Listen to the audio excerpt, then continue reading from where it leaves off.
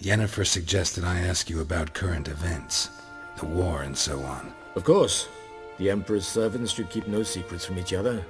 If you will, let us approach the map.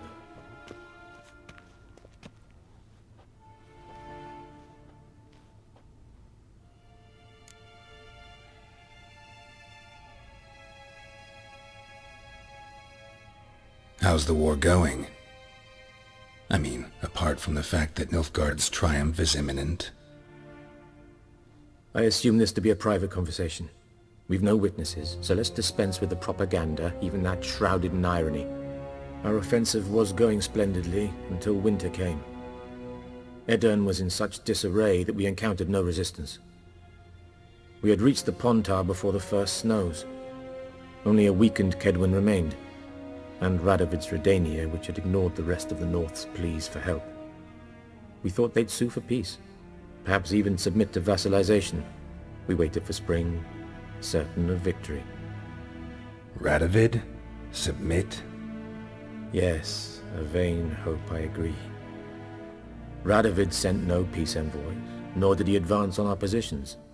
Instead, he trudged over the snow-bound Kestrel Mountains and attacked Kedwen, his ally. This attack took the Kedweni by surprise. They were still mourning the loss of their king. Rudderless and dejected, they laid down their arms after a few lost skirmishes and joined Radovid. And so by spring, instead of 2 weak enemies, we had only one powerful one. What about Kovir? Kovir values its neutrality, enough not to lend its armies, or more importantly, even its coin to either side. Returning to the war, this spring there was a massive battle in the marshes of Velen. Massive, yet indecisive. Both sides suffered enormous losses, unprecedented even. Radovid has retreated across the Pontar. He's safe for now, until reinforcements arrive from the south. Then Emperor Emir var Emrys will deal with him once and for all. Couldn't you just go home? Save everyone a lot of marching, not to mention a few human lives. I'm afraid the stakes are too high to fold now. We can only go all in.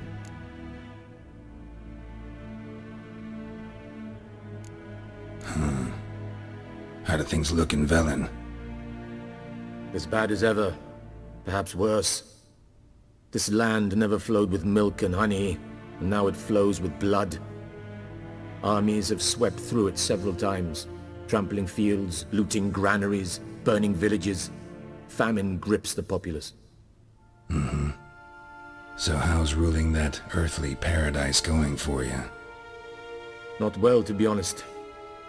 Our forces are spread thin as it is, and Velen is chiefly swampy forests that are difficult to control. We've had several patrols never return to their camps. Thus, we've temporarily delegated authority in this region to a certain Nordling, a former low-ranking officer in the Temerian army, one Philip Strenger, better known by his nom de guerre, the Bloody Baron. I advise you well. Avoid him. Any news from Novigrad? Is the free city still free? Yes, although everyone knows this won't last. Radovid is in Oxenfurt, and the Emperor is here in Vizima, at Novigrad's doorstep, both. And both require coin and ships. Novigrad can provide these. Which is why the mood in the city is rather, well, on edge. Meaning? How do men deal with fear? They seek reassurance and scapegoats. The Church of the Eternal Fire understands this perfectly, and so it promises to improve the lives of its flock by pointing out the guilty. Who started the war? Who profits from it? Why, it's obvious. Mages, elves, dwarves, in a word, any and all deviants. I've been stationed in Novigrad for 13 years. First as a consul, then as ambassador. I've seen a great deal. Cruelty, cynicism, greed. But what is happening there now concerns me greatly. What's new in Skellige? Nothing. The islanders pride themselves on that, don't they? Doing everything according to tradition, as their forefathers did. And like their forefathers, they quarrel with each other, pillage, occasionally attack our transports. This is cumbersome, but nothing more. Skellige has always been a footnote to history, and so it shall remain.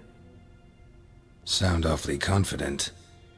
What if King Bran manages to unite the Jarls? Lead all the clans against your fleet? King Bran is a feeble old man. From what I know, he barely remembers the names of his own vassals. Uniting all might prove difficult.